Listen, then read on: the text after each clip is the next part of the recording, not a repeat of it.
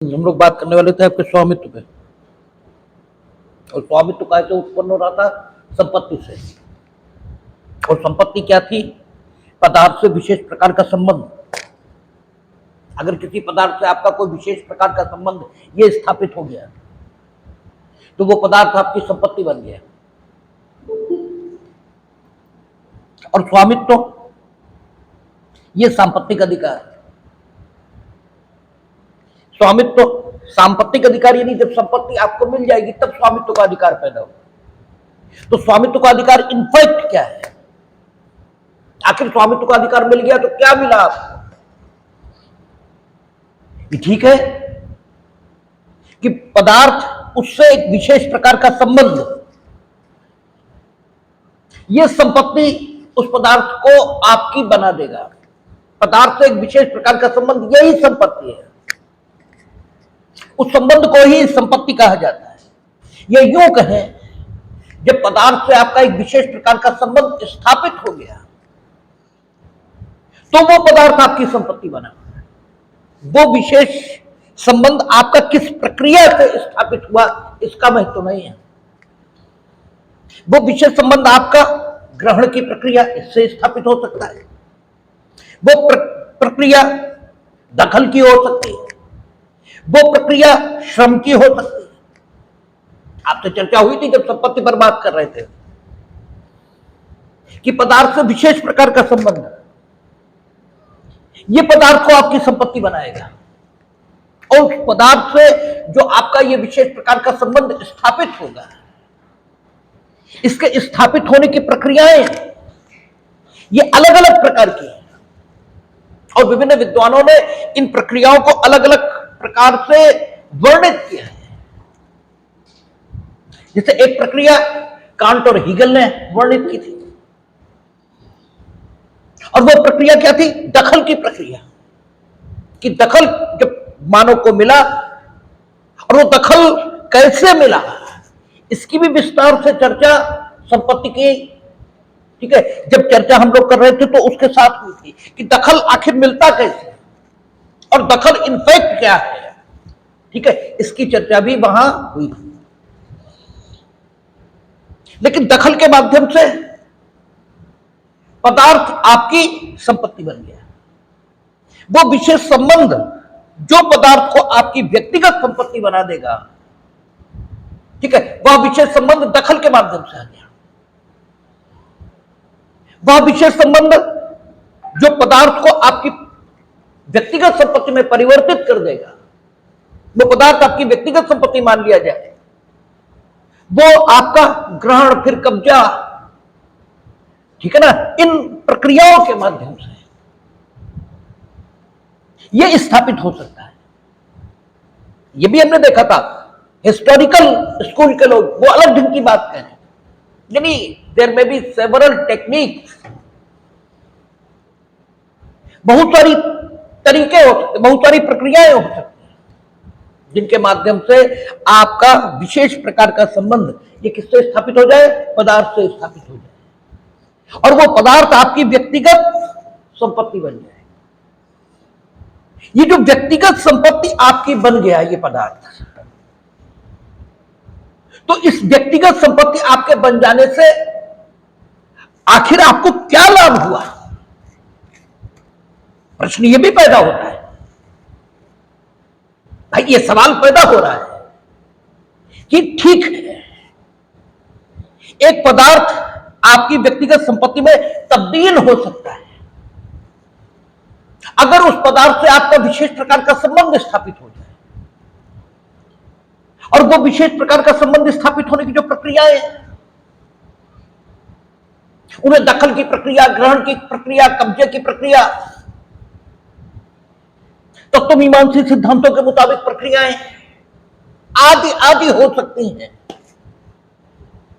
ठीक है। लेकिन ये प्रक्रियाएं चलाई क्यों जाएं? आखिर इन प्रक्रियाओं को चलाने से जो संबंध आपका स्थापित होगा पदार्थ से, और जो संबंध के कारण यह पदार्थ आपकी व्यक्तिगत संपत्ति माना जाएगा, तो उसके स्थापित होने से स्वयं आपको क्या लाभ होगा? भाई कोई भी काम निरर्थक तो नहीं करते हैं, ठीक है, कोई भी काम परिणाम के लिए किया जाता है। और अगर किसी काम का परिणाम नहीं आया तो यह कहा ही नहीं जाना चाहिए कि काम हुआ, ठीक है ना। ये तो जैसे हम आपको उदाहरण कल ही दे रहे थे कि पानी गंदा आ रहा है टंकी से, और आपसे कहा जा रहा है कि टंकी की सफाई क्यों नहीं की, तो आप कहते कल ही की थी और पानी आज भी गंदा है। तो आपने सफाई की थी या आपने खुद को थकाया था? अगर पानी की गुणवत्ता में कोई अंतर नहीं आया तो आप सोते ज्यादा अच्छा था। कम से कम आप तो नहीं थकते। जब उसका कोई रिजल्ट ही नहीं है तो आपने काम किया, आखिर ये कैसे माना जाए? रिजल्ट कम या ज्यादा हो सकता है, एकदम क्रिस्टल क्लियर पानी ना हो, बात समझ में आई, लेकिन कुछ तो क्लियर हो। अगर उसकी गुणवत्ता में कोई फर्क नहीं है तो इससे तो बेहतर आप सोते। भाई कम से कम ये बात तो नहीं चलती कि आप थके हुए हैं और ना आपके पास ये तर्क होता कि हमने सफाई की थी। सफाई किसी चीज का नाम है, वो अगर हासिल ही नहीं हुई तो आपके काम करने का लाभ ये बताइए। आप कहते हैं पढ़े थे, आता आपको कुछ भी नहीं, ठीक। आप कहते हैं हम विद्वान हैं और लक्षण जो विद्वानों के बताए, ठीक है, विद्वानों ने स्वयं वो ये है कि आपको विनम्र होना चाहिए, और आप निहायत दुराग्रही, ठीक है, और बेवकूफ हैं। आप कहते हैं हम पढ़े लिखे हैं, तो क्या वाकई आप पढ़े लिखे हैं? आखिर किसी भी चीज की कोई तात्विक डेफिनेशन है या नहीं? और किसी भी काम का कोई परिणाम होना चाहिए, तभी उस काम को करने की कोई सार्थकता है। अदरवाइज उस काम को करने का, ठीक है, मतलब ही क्या है? इसका तो कोई मतलब नहीं हो सकता। तो ऐसे ही है कि भाई ठीक है, आदमी दुनिया में आया और सारी वे वस्तुएं, वे पदार्थ जो आज संपत्ति मान लिए गए, ये भी दुनिया में थे, लेकिन सारे मानवों का उन पर समान अधिकार था ना। जब सारे मानवों का समान अधिकार था तो आखिर वे पदार्थ किसी भी मनुष्य की व्यक्तिगत संपत्ति कैसे बन गए? इसकी कोई प्रक्रिया होगी, ठीक है, उस प्रक्रिया को खोजा जाना चाहिए, क्योंकि खोजने के अलावा हमारे पास कोई विकल्प ये भी नहीं है। भैया हम त्रिकालदर्शी तो है नहीं कि हम पीछे जाकर देख लें कि वो प्रक्रिया कौन सी थी जिसमें समाज में मौजूद जो पदार्थ थे वो मनुष्य की व्यक्तिगत संपत्ति में परिवर्तित हो गए। उस प्रक्रिया को हम त्रिकालदर्शी की क्षमता से युक्त नहीं है तो देख तो नहीं सकते, लेकिन खोज ये तो सकते हैं। तो खोजेंगे हम अपनी कल्पनाओं के आधार पर, क्योंकि आपकी खोज आपकी कल्पना के मुताबिक यही चलेगी, और आपकी कल्पना वही होगी जो आपका विचार होगा, और आपका विचार वही होगा जिस वातावरण में आप रहे होंगे, ठीक है। और इसीलिए लोगों के विचारों में मतभिन्नता भी दिखाई देती है। तो वो प्रारंभिक अवस्था जिसमें पदार्थ थे और मानव प्राणी था, वे पदार्थ मनुष्य की व्यक्तिगत संपत्ति कैसे बने, इसके संबंध में जो खोज हुई वो लोगों के अपने अपने विचारों के मुताबिक अलग अलग ढंग से हुई और अलग अलग सिद्धांत ये प्रतिपादित हुए। किसी ने कहा कि मनुष्य ने ग्रहण के माध्यम से, ठीक है ना, क्योंकि वह अवस्था जब मानव प्राणी थे और पदार्थ थे, इसे प्राकृतिक कब्जे की स्थिति कहा गया है रोम में। यह प्राकृतिक कब्जे की स्थिति है। मानव प्राणी है, पदार्थों पर मानव प्राणी का हक माना गया है, लेकिन सबका यह प्राकृतिक कब्जे की स्थिति है। इस प्राकृतिक कब्जे से विधिक कब्जे की स्थिति में आना है, और विधिक कब्जे की स्थिति के लिए एक सिद्धांत यह विकसित हुआ कि लोगों ने कुछ चीजों पर अपना अधिकार ये कर लिया, थोड़ी सी चीजों पर, और जिन थोड़ी सी चीजों पर उन्होंने लंबे समय तक अपना अधिकार बनाए रखा, वो उनके कब्जे में मानी गई। और जब वो कब्जा सार्वजनिक विधि के सिद्धांतों से, ठीक है, मान्यता प्राप्त करके संरक्षण की विषय वस्तु बन गया, तो उसे दखल कहा गया, और वह पदार्थ जिस पर उन्होंने इस प्रकार कब्जा बनाए रखा था, यह उनकी व्यक्तिगत संपत्ति में परिवर्तित हो गया। किसी ने कुछ और बताया, किसी ने कुछ और बताया। ये संपत्ति के विभिन्न सिद्धांत उत्पत्ति के हम लोगों ने देखे थे, पढ़े थे, और तब उन सिद्धांतों पर विस्तार से चर्चा हुई। लेकिन आखिर यह प्रश्न भी तो बचता है कि मनुष्य ने उस पदार्थ को अपनी व्यक्तिगत संपत्ति बनाना चाहा क्यों? आखिर उसे कौन सी प्रेरणा मिली जिसकी वजह से वो चाहने लगा कि ये पदार्थ उसकी व्यक्तिगत संपत्ति बन जाए? और वो प्रेरणा जिसके कारण उसने पदार्थ को अपनी व्यक्तिगत संपत्ति बनाया होगा, वह प्रेरणा निश्चित तौर पर यही रही होगी कि वह पदार्थ उसके लिए लाभदायक होगा, तभी तो बनाया होगा उसने। क्योंकि मनुष्य की यह स्वाभाविक वृत्ति है कि वो कुछ ऐसा नहीं करता जो उसके लिए नुकसानदायक है। वो जो करता है उससे उसे नुकसान हो गया, ये डिफरेंट बात है, ठीक है, लेकिन वो ऐसा कुछ करता नहीं है जिससे उसे नुकसान हो। इवन आप दान भी करते हैं तो पारलौकिक लाभ की इच्छा से, तभी तो करते हैं। आप क्या कहते हैं कि ईश्वर बहुत देगा इसलिए दो, इसलिए नहीं। आपका दान निरपेक्ष नहीं है, आपका दान सापेक्ष है। निरपेक्ष तो यह हुआ कि उसे जरूरत है इसलिए दो, इसलिए नहीं दे रहे आप इसलिए दे रहे हैं क्योंकि या तो यश प्राप्त होगा, या सम्मान प्राप्त होगा, या परलोक में, ठीक है, पारलौकिक लाभ ये प्राप्त होंगे। ऐसा नहीं है कि देने के लिए आप दे रहे हैं, नहीं, ये नहीं है। और जो देने के लिए देता है उसी को साधु, उसी को संत, उसी को महापुरुष ये कहा जाता है।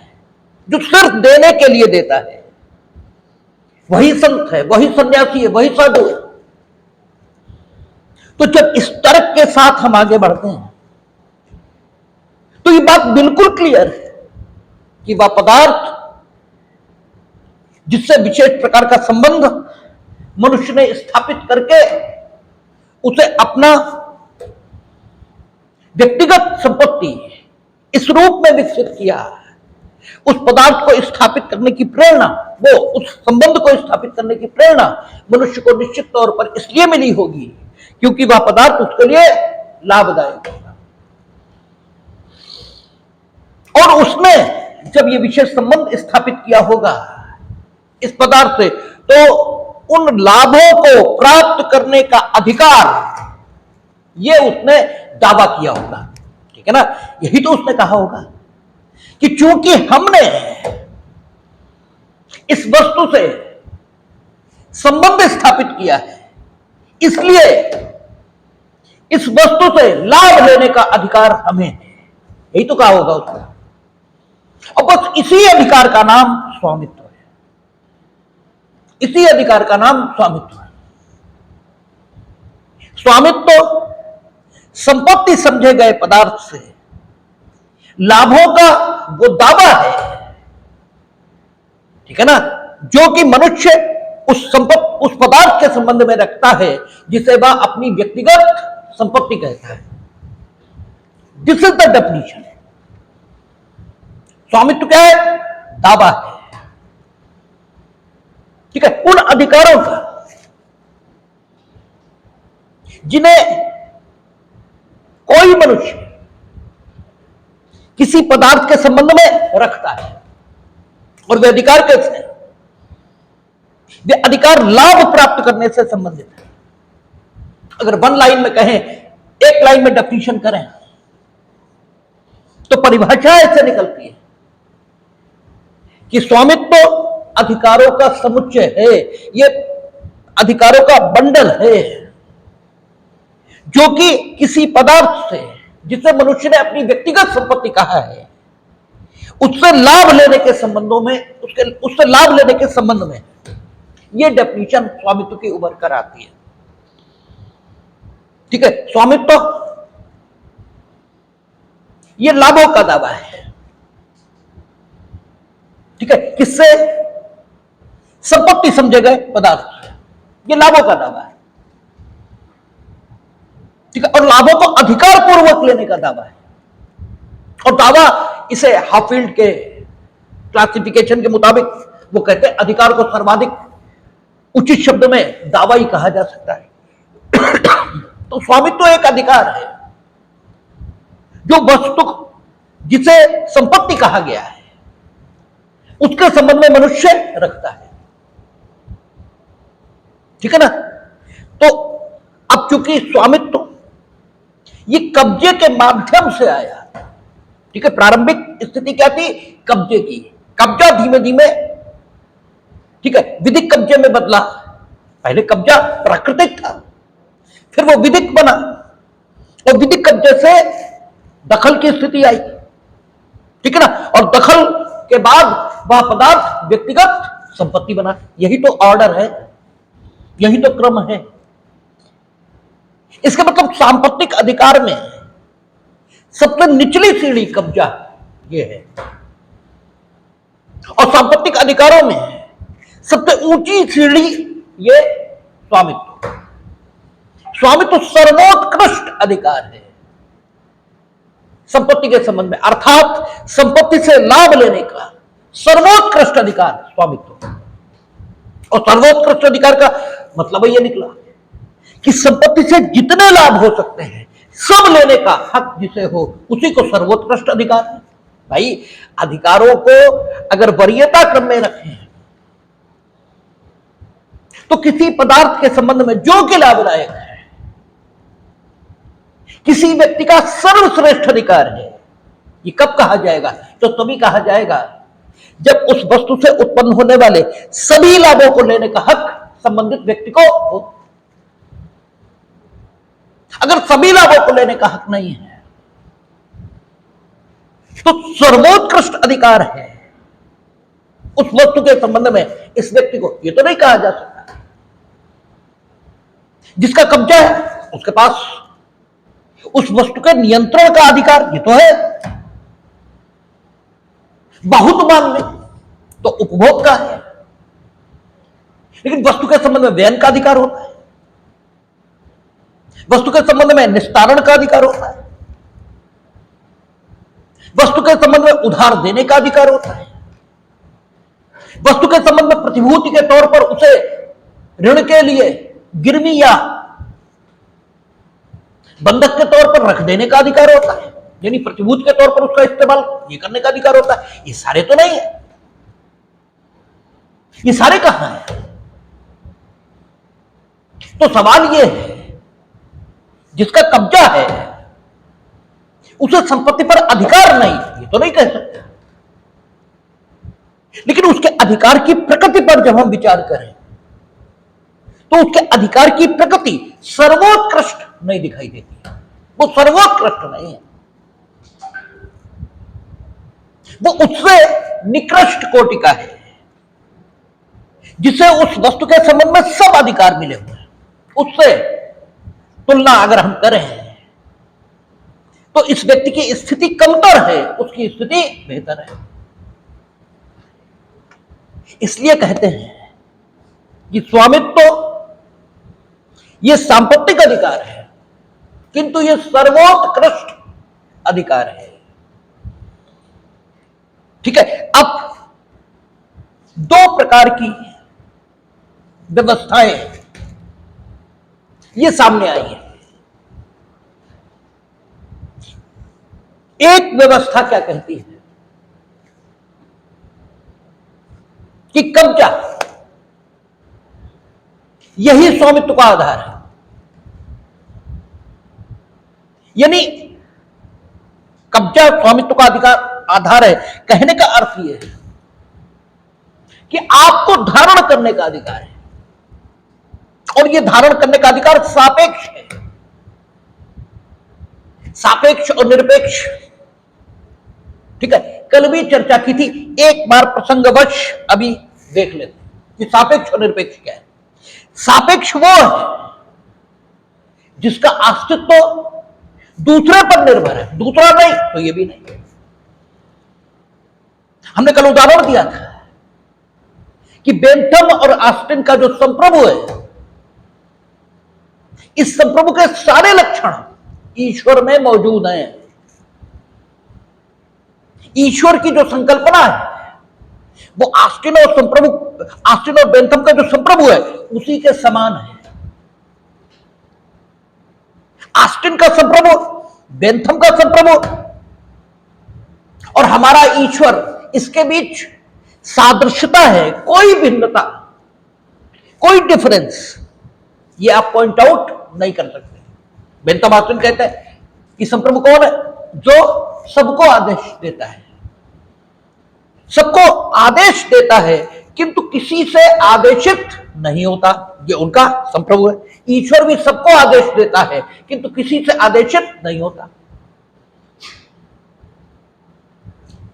ठीक है, संप्रभु जिस रूप में उनका समादेश, वो अगर कानून है, सामाजिक यानी समाज की व्यवस्था उसके मुताबिक चलती है, तो ईश्वर का आदेश वो भी कानून है। क्योंकि कानून की अगर मिनिमम परिभाषा करें, न्यूनतम परिभाषा करें कानून की, तो क्या है? वो नियम जो मानव आचरण को रेगुलेट ये कर दे, यही तो कानून है। भाई कानून क्या करता है? कोई हत्या नहीं करेगा, कोई चोरी नहीं करेगा। क्या कर रहा है? आपके कंडक्ट को रेगुलेट ये कर रहा है। तो कानून का नियम क्या करता है? कंडक्ट को रेगुलेट। और जो ईश्वर का नियम है वो क्या करता है? कंडक्ट को रेगुलेट। वो भी तो कंडक्ट को रेगुलेट कर रहा है।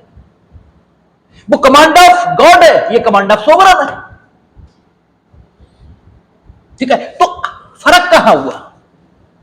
और फिर भी ऑस्टिन बेंथम कहते हैं कि ईश्वर संप्रभु नहीं है उस अर्थ में जिस अर्थ में हम संप्रभु को परिभाषित कर रहे हैं, उस अर्थ में वो संप्रभु नहीं है। ठीक है, उस अर्थ में संप्रभु वो संप्रभु है जो किसी राजनैतिक व्यवस्था में पाया जाता है। राजनैतिक व्यवस्था अर्थात वह व्यवस्था जो शासक और शासित में बटी हुई है। वही संप्रभु, जिस संप्रभु की बात हम कर रहे हैं, वो संप्रभु पाया जाता है।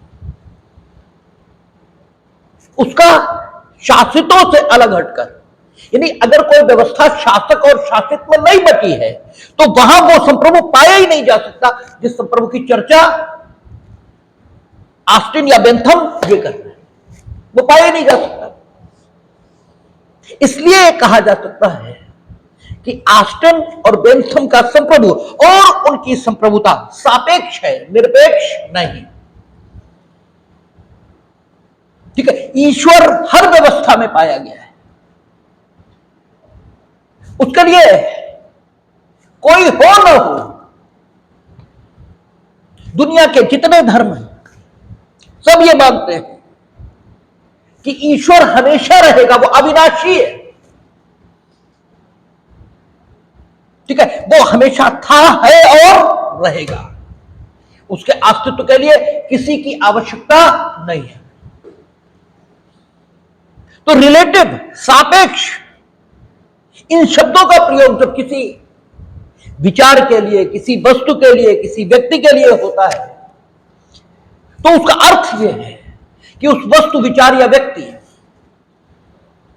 इसका अस्तित्व स्वयं किसी अन्य पर निर्भर है। और जब निरपेक्ष इस शब्द का प्रयोग किसी के लिए होता है तो इसका अर्थ यह होता है कि उसका अस्तित्व किसी अन्य पर निर्भर नहीं है। यह सापेक्ष और निरपेक्ष की डेफिनेशन है। ठीक है, अब हम देखें स्वामित्व के संबंध में। दो प्रकार के विचार दुनिया में पैदा हुए। एक में यह कहा कि स्वामित्व सापेक्ष है, स्वामित्व निरपेक्ष नहीं है। जब तक दूसरा किसी वस्तु पर दावा नहीं कर रहा कि ये मेरी है, तब तक ये मेरी है या तेरी है, इस सवाल का कोई मतलब ही नहीं है। और जहां मेरी या तेरी का कोई सवाल ही नहीं है, वहां स्वामित्व का अर्थ क्या? भाई क्या मतलब है स्वामित्व का? स्वामित्व सार्थक शब्द ये तो तब बनता है जब कोई हो जो ये कहे कि ये मेरी है, तब स्वामित्व सार्थक शब्द बनता है। और तब आपके इस बात का कोई मूल्य है कि तुम्हारी नहीं, मेरी है। और तब इस बात की चर्चा चलेगी कि तुम्हारी है तो क्यों और इनकी है तो क्यों। ठीक है, अन्यथा इन बातों का अर्थ ही क्या है? तो एक विचार कहता है कि स्वामित्व सापेक्ष संकल्पना है। जब तक कोई और नहीं है जो ये कहे कि ये मेरी है, तब तक स्वामित्व का कोई अर्थ या स्वामित्व का कोई मतलब ये हो ही नहीं सकता। यह विचार इंग्लैंड का विचार है कि स्वामित्व एक सापेक्ष संकल्पना है।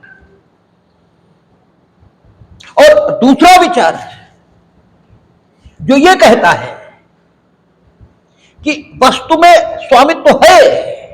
क्यों? क्योंकि एक घटना घटी है, एक काम हुआ है। वो घटना और काम चूंकि हुआ और किसी ने, जब घटना या घटी या काम हुआ, तो उस घटना के घटने या काम के होने के पीछे कोई करता है। जब तक करता रही तब तक कैसे हुआ? तो वो जो करता है, जिसने उस घटना को घटित किया, ये जिसने उस काम को किया, जिसे हम लोगों ने लेक्चर के प्रारंभ में ग्रहण, कब्जा, दखल आदि कहा है। ठीक है ना? जब वो घटना घटी या जब वो काम हुआ, तो कर्ता इसने उस पदार्थ से वो विशेष संबंध हासिल कर लिया, जो विशेष संबंध इस पदार्थ को इसकी व्यक्तिगत संपत्ति बनाएगा और उस पदार्थ से लाभ लेने का हक ये इसे दे देगा। इसका दूसरे से क्या मतलब? दूसरा हो या न हो, दूसरा नहीं है। ये कहने के लिए कि ये एसी मेरा है, तो क्या ये एसी मेरा नहीं है? तब भी तो मेरा ही है। मेरा मन ये कहता है कि मेरा है। क्यों? इसके संबंध में एक विशेष घटना घटी है, हमने इसे खरीदा है। हम उस कारण का जिक्र कर सकते हैं जिस कारण की वजह से ये मेरी संपत्ति बना है। ज्यूरिस्प्रूडेंस इसी का नाम है। ये अगर नहीं समझ में आता तो विधिक कार्रवाइयों के औचित्य समझ में नहीं आते। आप जो कहते हैं कानून समझ में नहीं आता, कानून तो इसीलिए समझ में नहीं आता क्योंकि ज्यूरिस्प्रूडेंस ही नहीं आता। आपसे कहा जाता स्वामित्व सिद्ध करो, आप समझ में नहीं आता क्या सिद्ध करें। पृथ्वी सिद्ध करे, आकाश सिद्ध करे, नदी सिद्ध करे, पहाड़ सिद्ध करे, क्या सिद्ध करे? फिर आपको ट्रेंड किया गया, यू आर नॉट, ठीक है, आप जानते नहीं है, आप ट्रेनिंग लिए हुए हैं। कचहरियों में ट्रेनिंग दे दी गई है आपको कि जब आपसे स्वामित्व सिद्ध करने को कहा जाए तो बैनामा पेश कर देना। आप ये नहीं जानते कि बैनामा क्यों पेश किया आपने, इसलिए ताकि हम उस कृत्य का अस्तित्व सिद्ध कर सके जो कि करणीभूत है, जो कारण है इस संपत्ति का अधिकार दावा करने का, ठीक है ना। आप ये नहीं जानते, और जो ये जानता है बस वही पढ़ा लिखा है। तुम तो ट्रेंड हो, तुम पढ़े लिखे कहां हो? इसलिए कचहरियों में, ठीक है, अब ये बात लोग कह सकते हैं कि हम बड़े प्राउडी हैं, हम बहुत घमंडी बात कर रहे हैं, लेकिन जो वास्तविकता है उसको कहना कभी घमंड नहीं हो सकता, ठीक है। कृष्ण ये कह रहे हैं मैं ही माता हूं, मैं ही पिता हूं, तो वो वास्तविकता का वर्णन कर रहे हैं, वो घमंड नहीं कर रहे हैं। वो कहते हैं मैं ही माता हूं, मैं ही पिता हूं, मैं ही सब कुछ मैं ही हूं। और अर्जुन तो कहते हैं तुम सिर्फ युद्ध करो, सारी परिणाम मुझ पर छोड़ो, हम कह रहे हैं इसलिए करो। तो वो घमंड नहीं कर रहा है, वो सिर्फ वास्तविकता का वर्णन कर रहे हैं। तो वास्तविकता का वर्णन कभी घमंड नहीं हो सकता। ये गलतफहमी भी अपने मन से निकालनी चाहिए कि वास्तविकता वास्तविकता है, वो घमंड नहीं है, ठीक है। तो सवाल ये है कि कचहरियों में, यूनिवर्सिटीज में, लाकी क्लासेस में जो बैठे हैं वो ट्रेंड है, ठीक है, वो जानकार नहीं है। क्योंकि जानकार अगर है तो आप ये बताइए कि स्वामित्व यानी क्या। अगर आपसे कहा गया कि स्वामित्व सिद्ध करिए तो क्या सिद्ध करिए? आप उस कारण को सिद्ध करिए जिस कारण के आधार पर आप इस वस्तु के संबंध में लाभ लेने का हक ये क्लेम कर रहे हैं, उस कारण को तो सिद्ध करिए, ये कहा गया है आपसे। और जैसे ये, ठीक है, आपको समझ में आता है, वैसे कहते हैं ना दिमाग की बत्ती जल जाना, वैसे दिमाग की बत्ती जल जाती है कि आपको उस कारण को साबित करना है जिस कारण के आधार पर आप इस पदार्थ से लाभ लेने का अधिकार ये दावा कर रहे हो। ये जैसे ही पता लगता है, अब ठीक है, अरे हमने खरीदा इसको, खरीदने का कोई साक्ष्य होगा, लाइए। साक्ष्य लिखित और मौखिक दोनों हो सकते हैं, लेकिन कुछ वस्तुओं के संबंध में विधि की यह अपेक्षा है कि लिखित यही होना चाहिए। तो अगर उसमें लिखित नहीं तो कानून चूंकि कह रहा है, इसलिए आपका ओरल नहीं चलेगा। अगर कानून कहता है ओरल भी चलेगा, भी का मतलब चाहे लिखित हो चाहे ओरल हो, लिखित है तो कोई बुराई नहीं, और ओरल है तो भी काम चलेगा। तो चीजें बड़ी क्लियरिटी के साथ समझ में आनी शुरू हो जाती है। तो दो विचार दुनिया में चले, उनमें से एक विचार कहता है कि स्वामित्व तो सापेक्ष है, क्योंकि जब तक कोई ये नहीं कहता कि ये मेरी, तब तक आपके इस कहने का भी क्या अर्थ कि ये मेरी। आपका ये मनोभाव ये सार्थक तभी है, ये इसका कोई अर्थ ही तब हो सकता है जब कोई आए और आपको आपकी ही चीज से बेदखल करे। यानी स्वामित्व तो बेदखली के सापेक्ष है, स्वामित्व तो बेदखली के सापेक्ष है, स्वामित्व तो इसकी कोई आवश्यकता ही नहीं, या इस मनोभाव की कोई आवश्यकता ही नहीं यदि बेदखल करने वाले लोग न हो। है क्या? इंग्लैंड का जो विधिक सिद्धांत है वो हाफ्स की कल्पना पर बड़ा हुआ है। दिक्कत यह है, हाफ्स क्या कहते हैं? हाफ्स ने, हम लोगों ने पढ़ा था हाफ्स लाख रूसों को, तो हाफ्स कहते हैं कि प्राकृतिक अवस्था में प्रत्येक मनुष्य असुरक्षित, कमजोर भी असुरक्षित है और बलवान भी असुरक्षित है। कमजोर तो अपनी कमजोरी की वजह से असुरक्षित है, और बलवान प्राकृतिक दशाओं की वजह से असुरक्षित। क्यों? नींद प्राकृतिक दशा है, आएगी। आप हर समय सजग और सचेत नहीं रह सकते, आप शिथिल होंगे, ये प्राकृतिक दशा है, इसको होना है। तो बलवान उस समय असुरक्षित था जब वह प्राकृतिक दशाओं के अधीन था। नींद आ गई, अब कमजोर ने उठाया पत्थर, उसके सिर पे जाने दिया, मर जाएगा। तो बलवान भी असुरक्षित है और कमजोर भी असुरक्षित है। बलवान ने भी जीने के साधन, जिन्हें संपत्ति कहा गया, वे अर्जित किए, कमजोर ने भी किए। कमजोर को डर है कि बलवान उससे छीन लेगा, और बलवान को डर है कि हम जब प्राकृतिक दशाओं के अधीन होंगे तो ये चुरा ले जाएंगे। अरे भाई, वो छीन ले जाएंगे, ये चुरा ले जाएंगे, डर तो है ही। तो हाब्स कहते हैं इस डर से मुक्ति ये शासक ने दिलाई, इसलिए एक समझौता हुआ।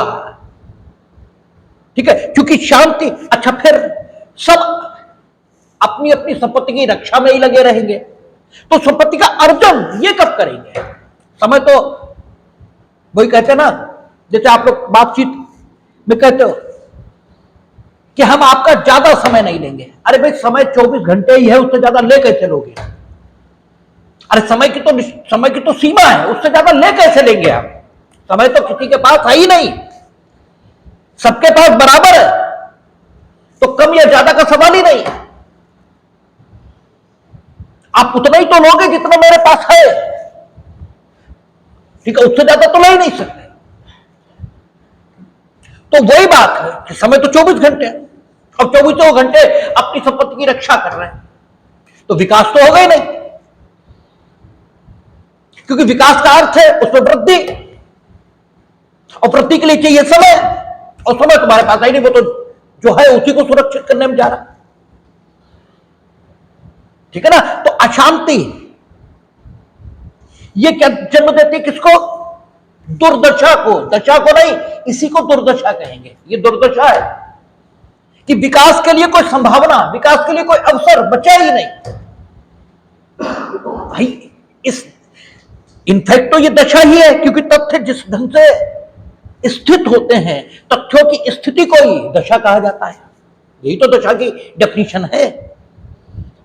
लेकिन ये दशा चूंकि बुरी है, तो ये दुर्दशा है, ये दशा थोड़ी है। आपके पास विकास के लिए अवसर कहां है? आपके लिए तो आपके पास तो विकास के लिए कोई अवसर ही नहीं है। जो है बस उसी को सुरक्षित किए जा रहे हैं। ठीक है, विकास के लिए अवसर कब होगा? जो है वो सुरक्षित हो जाए, तब विकास के लिए अवसर पैदा होगा ना। जो है, जिसका है, उसके पास रहेगा। इसकी गारंटी करने वाला कोई आ जाए तो उसकी गारंटी पर हम विश्वास करेंगे, और मेरे पास जो है वो उसकी सुरक्षा में छोड़कर जो मेरे पास नहीं है उसके अर्जन का प्रयास करेंगे, और बस विकास की प्रक्रिया चल पड़ेगी। तो जो ये आया, जिसने कहा कि जो जिसका है उसका रहेगा, जिसने ये गारंटी दी, ये गारंटी की दशा, ये गारंटी की स्थिति, यही तो शांति की दशा है। इसी को तो शांति कहा है। शांति और किसे कहा? शांति भी तो इसी को कहा, यही तो शांति है। तो ये शांति की स्थापना किसने की? राजा ने। उसने ये गारंटी दी है कि जो जिसका है उसका रहेगा, और राजा के साथ कानून आया। ठीक है, तो इंग्लैंड में क्योंकि राजा इसलिए आया क्योंकि गड़बड़ थी, इसलिए राजा का अस्तित्व कैसा हुआ? सापेक्ष। और राजा से कानून आया तो कानून का अस्तित्व कैसा हुआ? सापेक्ष। तो जो भी विधिक संकल्पनाएं हैं, जो भी लीगल कॉन्सेप्ट है वहां, चाहे वो संप्रभुता हो, चाहे कब्जा हो,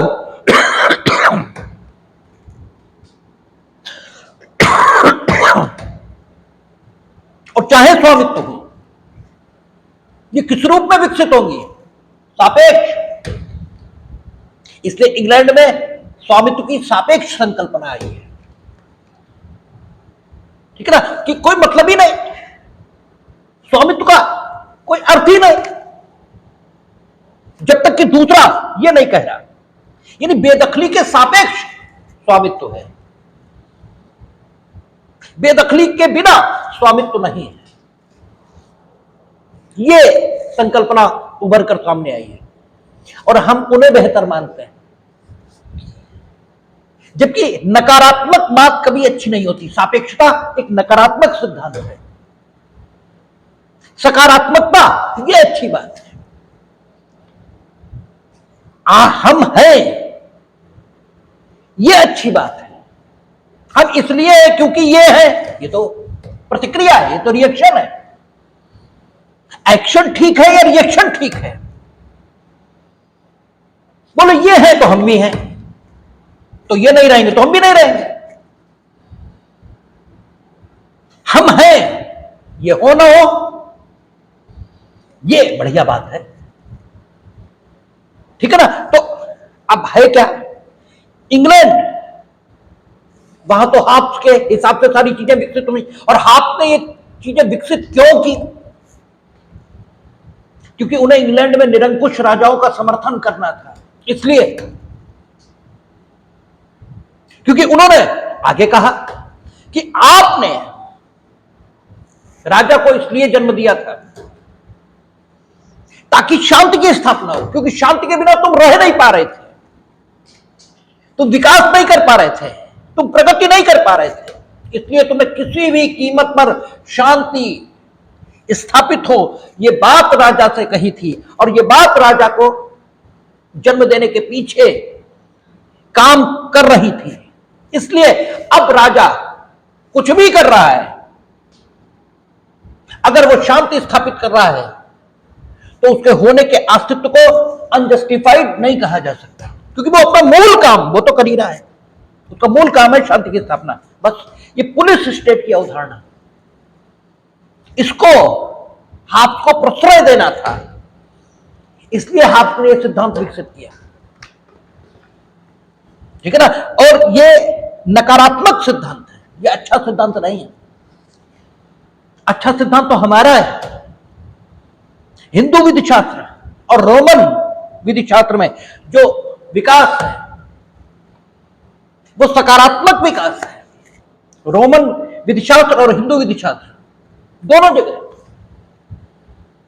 देखिए, सभ्यता का विकास या तो यहां हुआ, या रोम में हुआ, ये यूनान में हुआ, ठीक है। तो जो हिंदू विधि शास्त्र है, रोम का विधि शास्त्र है। अच्छा, चूंकि यूनान और आपका इंग्लैंड में संबंध बहुत अच्छे रहे हैं, उनकी राजकुमारी उनके यहां ब्याही, उनकी राजकुमारी उनके यहां ब्याही, इसलिए वे परस्पर एक दूसरे की संस्कृति से बहुत ज्यादा प्रभावित हैं। इसलिए यूनान में भी जो विकास है स्वामित्व का वो सापेक्ष है। वहां भी यही माना है कि स्वामित्व बेदखली के अगेंस्ट है। जब तक कोई ये ना कहे कि ये मेरा, तब तक ये कहने का कोई अर्थ नहीं कि ये मेरा। लेकिन रोम में और ठीक है आपका भारत में जो स्वामित्व की संकल्पना है, ये पॉजिटिवली डेवलप हुई है, सकारात्मक ढंग से डेवलप हुई है। और यह कहा गया कि कोई हो न हो क्या फर्क पड़ता है, कोई ना हो, ये कहने वाला कि ये मेरा, फिर भी ये मेरा है, क्यों? हमने इसे अर्जित किया है। अर्जन के आज जो तरीके हैं वो विक्रय आदि हैं, लेकिन प्राथमिक दशा बिल्कुल प्रारंभ है। आखिर किसी ने तो अर्जन किया, वो मेरे ही किसी पूर्वज ने अर्जन किया है उसका, ठीक है ना। मेरे किसी पूर्वज ने अर्जन किया और उसने अर्जन किया, इसलिए वो उसका है। कोई हो या ना हो, इससे क्या फर्क पड़ता है। और इस अवस्था को कि मैंने इसे अर्जित किया इसलिए ये मेरा है और इसके लाभों पर मेरा हक है, ठीक है। इस जो ये जो मांग है, इस मांग को ही रोम में डोमिनियन ये कहा है, जो स्वामित्व का ही समानार्थी शब्द है। यद्यपि स्वामित्व आज की दशा में जो समझा जाता है उससे डोमिनियम सुपीरियर है, उससे डोमिनियम सुपीरियर है। कैसे? स्वामित्व तो हमने पहले भी कहा, जैसे आपका नाम राम श्याम कुछ भी हो सकता है, लेकिन इनफैक्ट आप क्या हैं? इनफैक्ट आप 206 हड्डियां, 5 लीटर खून, ठीक, यही है ना। और केंद्रीभूत होते जाए तो आरएनए, डीएनए, रिबो न्यूक्लिक अम्ल और डाई रिबो न्यूक्लिक अम्ल, यही तो है आप। इसके अलावा क्या है? ठीक है ना। लेकिन आपका एक नाम है, ये भी वही है, 206 हड्डी 5 लीटर खून, हम भी वही है। लेकिन इस 206 हड्डी और 5 लीटर खून को एक विशेष नाम, और हम 206 हड्डी और 5 लीटर खून को एक अलग नाम ये दिया गया है, ताकि आइडेंटिफिकेशन में सुविधा हो, ठीक है, पहचान में सुविधा हो। इसलिए विभिन्न प्रकार के अधिकारों को अलग अलग नाम दिया गया है, ठीक है ना। विभिन्न प्रकार का, किसी कब्जा का, किसी स्वामित्व का, लेकिन इनफैक्ट अधिकार क्या है? लाभ लेने का दावा, बस लाभ लेने का दावा। इसके अलावा अधिकार क्या है? अधिकार आपको पढ़ाए भी थे कि अधिकार क्या है? मनुष्य का दावा जो वो लाभ लेने के संबंध में रखना है, दावा ही तो है। ये दावा संपत्ति के संबंध में थे, स्वामित्व कह दिया, ठीक है ना। ये दावा किसी और संबंध में, किसी और नाम से पुकार दिया, लेकिन अंततः ये दावा है। इस दावे की कोटि सबसे बेहतर है, इसे स्वामित्व कह दिया। इसकी, इस दावे की प्रकृति उससे न्यूनतम है, हमने इसे कब्जा कह दिया। अंततः है तो दावा, ठीक है। तो स्वामित्व जो आज की तिथि पर समझा जाता है, आज की तिथि पर स्वामित्व यह भी समझा जा रहा है कि स्वामित्व वो है जो कानून हमें दे रहा है। आज स्वामित्व आपके प्रयासों पर निर्भर नहीं रह गया। स्वामित्व पहले, यानी लाभ लेने का जो आपका दावा है, उसका आधार, उसे उत्पन्न करना पहले आपके अधिकार में था। आप एक काम करिए, एक घटना करिए, आपको वो दावा प्राप्त हो रहा था, और वो दावा अबाधित था। एक बार प्राप्त हो गया, अबाधित मीनिंग देर भाई, अब उस वस्तु से जितने प्रकार के लाभ उत्पन्न हो रहे हैं वे सब आपको ही लेने का हक है, और किसी को हक नहीं कि आपके उन दावों को किसी भी प्रकार से सीमित कर सकें। स्वामित्व तो अबाधित था पहले, आज स्वामित्व तो लोक विधि की संस्था बन गया। आज स्वामित्व तो आपको कानून दे रहा है। आप किताब लिखो, हमने आपसे लिखवाई, तो पेटेंट किसे मिलेगा? हमें। वो सॉरी, पेटेंट नहीं कहते, कॉपीराइट किसे मिलेगा? हमें, ना कि आपको। कौन कहता है? कानून। लिखी किसने? तुमने। लिखवाई किसने? हमने, ठीक है। लिखने से जो पैसे पैदा हुए 10 करोड़, हमने तुमसे लिखवाई कितने में? 5,000 रुपए महीने पे, ठीक है। लाभों में कहीं कोई सामंजस्य नहीं दिखाई देता। इसके बाद भी कॉपीराइट किसके पास है? मेरे पास। कौन कहता? कानून। जिसने अर्जित किया उसके पास नहीं है, ठीक है, जिसने करवाया उसके पास है। आज स्वामित्व तो आपके हाथों में नहीं रह गया, ये कानून के हाथों में पहुंच गया है। ये विकास है, इस पर चर्चा करेंगे, इस पर, ये पूरा आयाम है, इस पर बात करेंगे डिटेल में। स्वामित्व तो अबाधित भी था पहले, अबाधित यानी किसी भी प्रकार से सीमित नहीं किया जा सकता, और उस स्वामित्व को डोमिनियम नाम दिया था। रोम की व्यवस्था में उस स्वामित्व को डोमिनियम नाम दिया था, जिसे किसी भी दृष्टि से अबाधित नहीं किया जा सकता था। आज स्वामित्व अबाधित नहीं। अब तो वो कौन है? राष्ट्रीय ज्ञान आयोग के चेयरमैन रहे, जो कांग्रेस के, ओवरसीज कांग्रेस के अध्यक्ष हैं, जिनने अभी विरासत टैक्स की बात की, वेल्थ टैक्स की। हाँ, सैम पित्रोदा, वो तो कह रहे हैं कि आपका जो आपकी व्यक्तिगत संपत्ति होगी, आपके बाद वो अनिर्बंधित रूप से आपकी नहीं रहेगी, उसमें से सिर्फ 45% आपकी रहेगी, 55% राज्य को जाएगी। ठीक है ना? जब आप लोग कानून के विद्यार्थी हो तब आपको ये बातें समझा पाने में हमें इतनी दिक्कत हो रही है, ठीक है, और आपको समझने में इतनी दिक्कत हो रही है, तो एक आम समाज इस बात के अर्थ कहां समझ पाएगा। और राहुल गांधी क्या करें, हम आर्थिक सर्वे कराएंगे। अगर वो प्राइम मिनिस्टर ऑफ इंडिया हो जाते हैं 4 जून को, तो वो आर्थिक सर्वे कराएंगे कि आपके पास कितनी संपत्ति है, व्यक्तिगत रूप से कितनी संपत्ति आपने अर्जित की, उसमें से कितनी आपको दी जाए, कितनी आपको न दी जाए। तो कहां रहा स्वामित्व अबाधित? ठीक है ना? पहले ये अबाधित था, आज अबाधित नहीं है। ठीक है ना?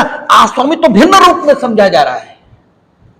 आस्वामित्व तो आपके कार्य की ही उपज है, ये कहा नहीं जा सकता। इसीलिए ये कहा कि रोम में जो डोमिनियम है, ठीक है, क्योंकि ये आपके सकारात्मक काम के आधार पर पैदा हुआ था और ये सकारात्मक रूप से बिना किसी अन्य की अपेक्षा किए आपको संबंधित पदार्थ के संबंध में अबाधित अधिकार दे देता था। अबाधित अधिकार दे देता था मीनिंग देर भाई, उस वस्तु के लाभों को अबाधित तौर पर उपभोग करने का अधिकार दे देता था और उस वस्तु के संबंध में जितने अधिकार हो सकते सब आपको दे देता था। आज आपसे वे अधिकार लिए जा सकते हैं, लेने की बात हो रही है, ठीक है, लेने की बात चल रही है, और कोई भी बात अगर चल पड़ी है तो वो परिणति तक किसी भी दिन पहुंच जाएगी।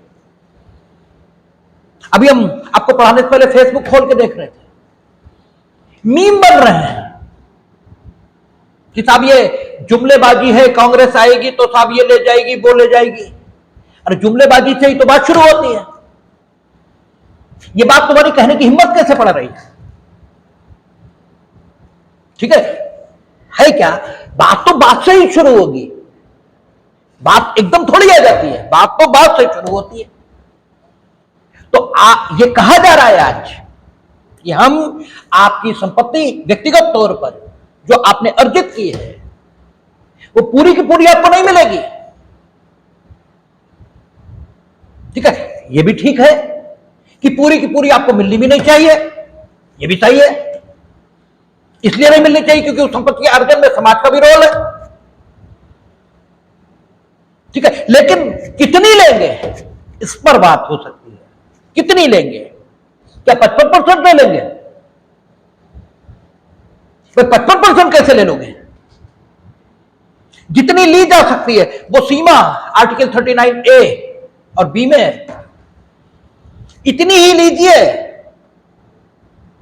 कि जो उत्पादन के साधन हैं, ठीक है, उनका अहितकारी संकेंद्रण ये न हो, इतना ही लीजिए, 55% नहीं।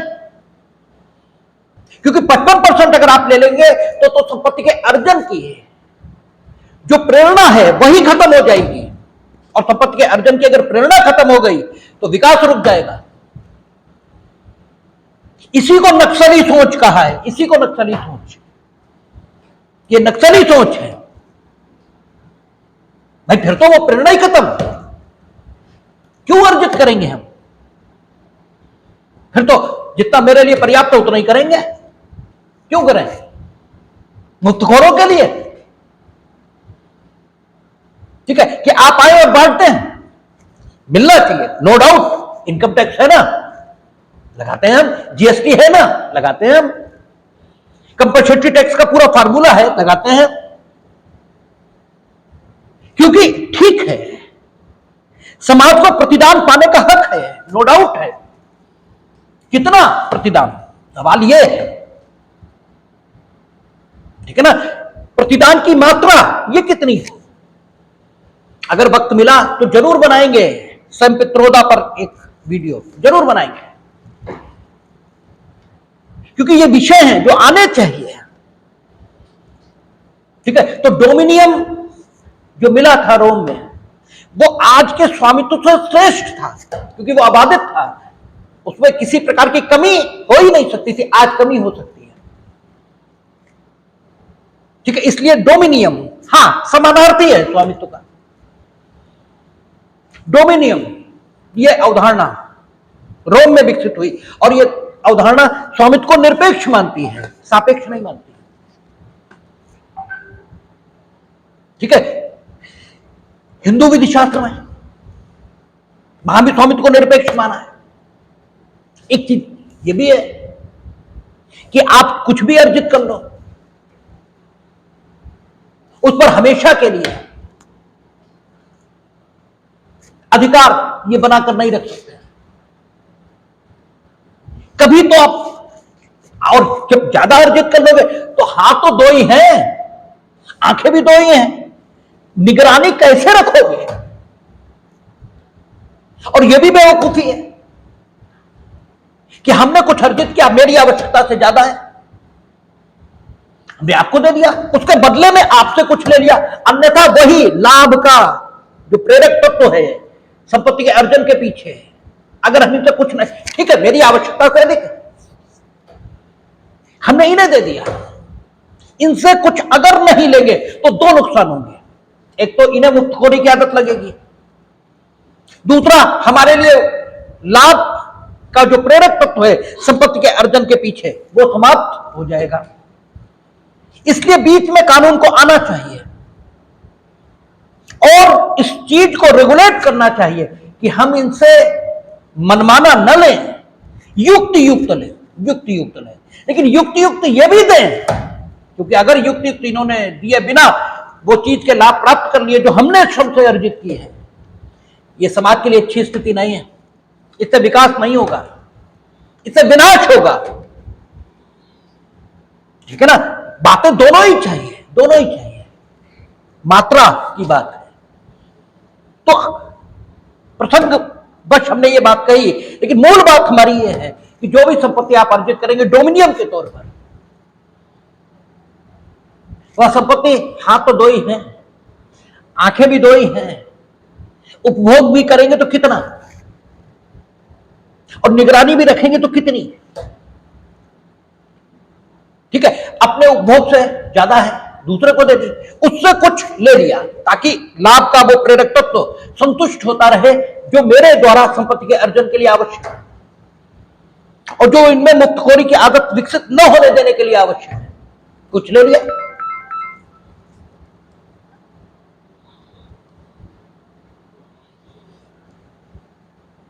ठीक है, अब ये जो हमने ले लिया, ठीक है, इसके कारण से संपत्ति का लाभ अस्थायी तौर पर लेने का हक इन्हें आ गया, लेकिन संपत्ति इनकी हुई नहीं, क्योंकि हम हर समय देखभाल नहीं कर सकते अपनी संपत्ति की, इसलिए देखभाल के लिए हमने किसी और को रख लिया, तो देखभाल करेगा तो उसके कब्जे में। इस स्थिति को पजेशियो का, इसी को पजेशियो का है, डोमिनियम और पजेशियो, ये रोम की, लेकिन पजेशियो आज का कब्जा नहीं है, ठीक है ना। आज कब्जा उपभोग का अधिकार दे देता है, हालांकि कई बार नहीं भी देता, जैसे गिरवी अगर रखेंगे आप तो उपभोग का अधिकार नहीं है आपको, गिरवी सिर्फ प्रतिभूति है, सिर्फ प्रतिभूति है, कब्जा रखेंगे आप, उपभोग नहीं करेंगे, ठीक है ना। तो कुछ मात्रा में पजेशियो आज भी दिखाई देता है, लेकिन आज कब्जे की प्रकृति पजेशियो से परिवर्तित है, लेकिन पजेशियो पूर्वज है आज के कब्जे का, डोमिनियम पूर्वज है आज के स्वामित्व का, और सिर्फ कब्जा ये न तो डोमिनियम का और ना, ठीक है, हिंदू विधि शास्त्र में जिसे स्वामित्व कहा गया, हिंदू विधि शास्त्र में भी जिसे स्वामित्व कहा है, वो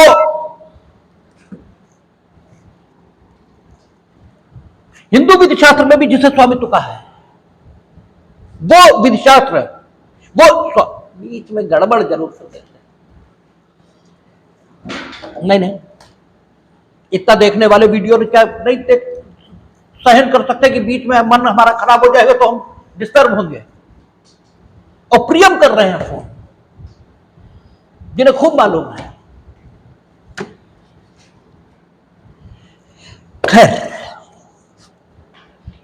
तो है क्या कि जो वर्तमान कब्जा है, ठीक है, वो उस पजेशियों से अलग है, वो पजेशियों पूर्वज है इस कब्जे का। जो स्वामित्व आज समझा जाता है, ठीक है, वो स्वामित्व हिंदू विधिशास्त्र में जिसे स्वामित्व कहा है उससे डिफरेंट है, क्योंकि आज प्रतिकूल अध्यासन का नियम है, ठीक है। आज कब्जा प्रथम दृष्टया साक्ष्य माना जा रहा है स्वामित्व का, जबकि हिंदू विधिशास्त्र और रोम में कब्जे के आधार पर कब्जा स्रोत स्वामित्व का नहीं माना, कब्जा स्रोत नहीं है स्वामित्व का, कब्जे के अलावा कुछ चाहिए, केवल कब्जा यह स्वामित्व नहीं देगा, ठीक है। यू मस्ट, या तो आप कुछ करें तब आपके पास स्वामित्व आएगा, या कुछ करने का लोभ कर दें तो भी स्वामित्व आ जाएगा, ठीक है। हिंदू विधि शास्त्र में क्या कहा उन्होंने, जैसे जो हिंदू स्मृतिकार हैं, हिंदू, ठीक है, मिताक्षरा सैदाई, ये सारे विधियां लिखने वाले लोग, इन बृहस्पति हैं, नारद हैं, मनु हैं, इन्होंने क्या कहा, इन्होंने कहा कि स्वामित्व ये आपको काहे से प्राप्त होगा, वसीयत से, उत्तराधिकार से प्राप्त हो जाएगा, ठीक है। स्वामित्व दान से प्राप्त होगा, ठीक है, स्वामित्व ग्रहण करने से प्राप्त हो जाएगा। क्षत्रिय अगर हैं तो पहले युद्ध होते थे, विजय के माध्यम से वो स्वामित्व को प्राप्त करेंगे, यानी स्वामित्व के प्राप्त होने के लिए एक विशेष घटना का घटना जरूरी है। आप केवल कब्जा रखे हुए हैं, स्वामित्व नहीं प्राप्त होगा, एक घटना का घटना जरूरी है, वो घटना जब घटेगी तभी स्वामित्व मिलेगा, अन्यथा स्वामित्व नहीं मिल सकता। केवल कब्जा ये नहीं देगा स्वामित्व। और हिंदू विधि शास्त्र इस संबंध में और ज्यादा मॉडर्न हो जाता है, और ज्यादा मॉडर्न होकर हिंदू विधि शास्त्र जो प्रतिकूल अध्यासन का आज का नियम है उसको भी मान्यता दे रहा है। कुछ स्मृतिकारों का मानना है कि अगर स्वामी ने किसी को कब्जे में रहने दिया है, ठीक है, किसी को कब्जे में रहने दिया है, ये जानते हुए कि वो, ठीक है, उसी के समान अधिकारों का दावा कर रहा है, और फिर भी उसने कुछ नहीं किया, तो फिर बाद में भले ही वो लेख प्रमाण, यानी ऐसा कोई प्रमाण प्रस्तुत कर दे कि वो उसका स्वामी वही माना जाएगा, क्योंकि इसने लोभ किया है, इसने एक नकारात्मक काम किया है अपने अधिकारों से असंगत अधिकारों को मान्यता देने का। भाई तुम्हारे अधिकारों से असंगत था, तुम क्यों मान्यता दे रहे थे? और स्मृतिकारों ने यह भी कहा है कि 20 वर्षों तक स्मृतिकार हम क्यों करें, बृहस्पति की भी स्मृति है, मनु की भी स्मृति है, नारद की भी है, ठीक है। तो स्मृतिकारों ने यह भी कहा है कि 20 साल तक उन संपत्तियों पर जिन्हें संपत्ति कहा है, अर्थात जिन्हें आज की डेट में आप इमूवेबल प्रॉपर्टी कहते हैं, और 10 साल तक वस्तुओं पर जिन्हें आज आप मूवेबल प्रॉपर्टी कहते हैं, इन पर अगर आपकी इच्छा के विरुद्ध किसी ने कब्जा बनाए रखा है तो उसी को हो जाएंगे। यानी केवल कब्जा नहीं, आपकी ओर से एक नकारात्मक काम भी, काम सकारात्मक भी है, नकारात्मक भी है, आपकी ओर से एक नकारात्मक काम भी स्वामित्व को जन्म दे सकता है, केवल कब्जा नहीं। तो ये स्वामित्व की संकल्पना है, ये कॉन्सेप्चुअल है स्वामित्व का। जब आप कहते हैं हम अमुक वस्तु के स्वामी हैं, अमुक वस्तु मेरी संपत्ति है, ये आप कहते हैं, तो आप क्या कहते हैं? आप ये कहते हैं कि हमने इस वस्तु के संबंध में कुछ किया है जिसके कारण से ये वस्तु, ठीक है, और इसके द्वारा उत्पन्न सभी लाभ ये लेने का अधिकार सिर्फ हमें है, ये आप कहते हैं, ठीक है। ये प्रारंभिक तौर पर स्वामित्व की संकल्पना के बारे में विचार है। स्वामित्व की संकल्पना इसी रूप में आपको समझ में आती है, और यही संकल्पना है भी स्वामित्व की संकल्पना। हमने आपसे पहले भी बात की थी कि संकल्पना का अर्थ क्या होता है। संकल्पना का अर्थ यही है, किसी भी वर्ग की वस्तुएं, किसी भी वर्ग के विचार, उनकी विशेषताओं को, ठीक है, एक जगह पर उनकी विशेषताओं को आइडेंटिफाई करके उन्हें एक विशेष नाम दे देना, और जैसे ही वो नाम लिया जाएगा वे विशेषताएं आपके दिमाग में रिफ्लेक्ट होना शुरू हो जाएंगी सिर्फ संकल्पना के। तो ये जो सारी दशा है जो किसी वस्तु के संबंध में आपके द्वारा काम किए जाने के आधार पर पैदा हुई, इस दशा की विशेषताओं को पहचान कर इस दशा को एक विशेष नाम दे दिया गया, स्वामित्व। अब जैसे स्वामित्व कहा जाता है, आपके दिमाग में यह दशा परावर्तित होने लगती है, रिफ्लेक्ट होने लगती है, और आप ये मानते हैं कि हम अमुक वस्तु के स्वामी हैं। चीजों में विकास होता है। लोकतंत्र ये, ठीक है, आपका बहुमत का शासन, ये बहुत प्रारंभिक दशा में माना गया था, ठीक है, फिर विकास होते गए, और आज लोकतंत्र का मतलब है युक्ति का शासन। आज ये कहते हैं कि हम संख्या में कम सही, लेकिन अगर मेरी बात रीजनेबल है और बहुमत गलत कह रहा है तो मेरी बात क्यों नहीं मानी जाएगी? क्योंकि बहुमत हमेशा ठीक नहीं कहेगा। गैलीलियो, उसने जब पहली बार कहा, गैलीलियो, कोपरनिकस, इन्होंने पहली बार कहा कि सूर्य नहीं, पृथ्वी सूर्य का चक्कर लगाती है, तत्कालीन ज्ञान के विरुद्ध बात कहने के कारण उन्हें अनेकों कष्टों का सामना करना पड़ा, लेकिन बात उन्हीं की युक्ति संगत थी। आज वही स्वीकार है। आप सज्जन सिंह में जो माइनॉरिटी डिसीजन है वही मेजॉरिटी डिसीजन है केशवानंद भारती में, और केशवानंद भारती मान्य है आज की डेट पर। सज्जन सिंह की चर्चा नहीं होती। एके गोपालन में जो नहीं माना गया वही मेनका गांधी में माना गया, और आज मेनका गांधी कानून है, एके गोपालन नहीं है। तो आज ये बात सही साबित हुई है कि युक्ति, इसका शासन ही होना चाहिए, और लोकतंत्र का अर्थ कभी भी बहुमत का शासन नहीं हो सकता, क्योंकि बहुमत गलत भी हो सकता है। जनमत का शासन वो अल्पमत है, बहुमत है, इससे मतलब नहीं है। लोकतंत्र का अर्थ है जनमत का शासन, लेकिन इसकी शुरुआत कहां से हुई? बहुमत के शासन से। तो बहुमत के शासन को ओवरलुक नहीं कर सकते, क्योंकि बात की शुरुआत जहां से हो रही उसे तो ध्यान में रखना ही पड़ेगा। तो स्वामित्व तो एक अबाधित अधिकार के तौर पर जन्मा था, लेकिन आज स्वामित्व की संकल्पना वही नहीं है जो पहले थी। आज स्वामित्व की संकल्पना में परिवर्तन आया है। आज वो अबाधित अधिकार नहीं बचा, उसमें परिवर्तन लाए गए हैं, ठीक है। तो ये स्वामित्व की संकल्पना हमने आपके सामने रखी। स्वामित्व की डेफिनेशंस क्या विभिन्न विद्वानों ने दी, और स्वामित्व की आज की तिथि पर क्या भूमिका है, इस पर कल चर्चा कर लेंगे। उम्मीद है कल ये खत्म हो जाएगा।